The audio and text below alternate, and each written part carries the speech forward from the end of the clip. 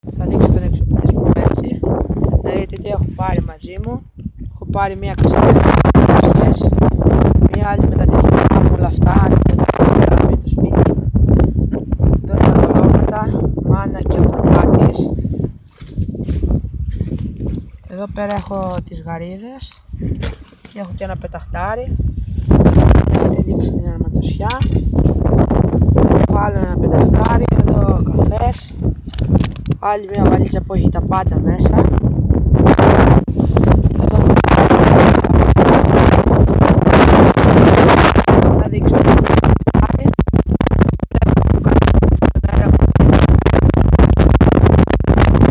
Έχω κάνει μια βάση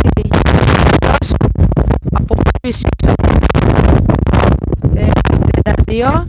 Θα τη δείξω σε ένα βίντεο. Εντάξει, δεν μου έχει βγει πολύ καλή. Την πήρα γιατί είδα που είχε αέρα. Λέω τώρα να τη στήσω. Θα μου την παίρνει ο αέρας. Εντάξει, θα βάλω βαρύδι, αλλά θα είναι δύσκολο.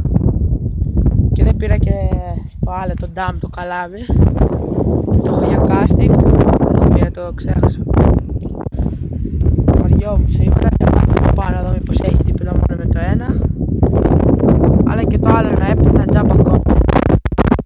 Πρώτη φορά έριξα, μου έκανε μια τσιμπιά και μου το έπαιρνα. Αλλά εντάξει, δεν ήταν και πολύ μεγάλο. Εδώ ακριβώς αυτό το σημείο την προηγούμενη φορά είχα πιάσει την πέρκα, μου έκανε δυνατά τραβήγματα. Εδώ πέρα μέσα, δεν το πέταξα πολύ μακριά, γύρω στα 20 μέτρα από εδώ. Το είχα πετάξει και τώρα προσπαθώ κάπου εκεί να το πετάξω, αλλά δεν βλέπω να έχει τίποτα. Τετράμετρο καλάμι τώρα, εντάξει, μια χαρά.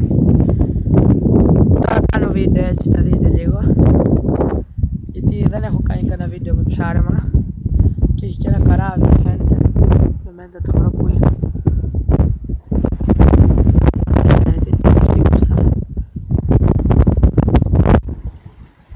Δεν ξέρω αν φαίνεται.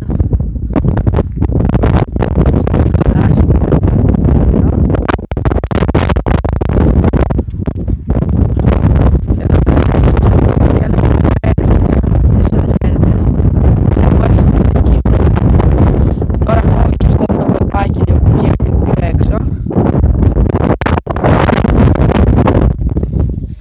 Δεν θα πιάσουμε τίποτα, παιδιά. Τζάμπα που ήρθαμε. Τώρα μάλλον την έχω το Σάββατο, άλλη Παρασκευή. Εκεί. Άμα είναι κάτι τίποτα να χαλάσει, μακάρι να χαλάσει να μπορέσουμε να ψαρέψουμε. Άμα δεν χαλάσει θα ψαρέψουμε πάλι. Και το Σάββατο αν είναι καλός ο καιρός,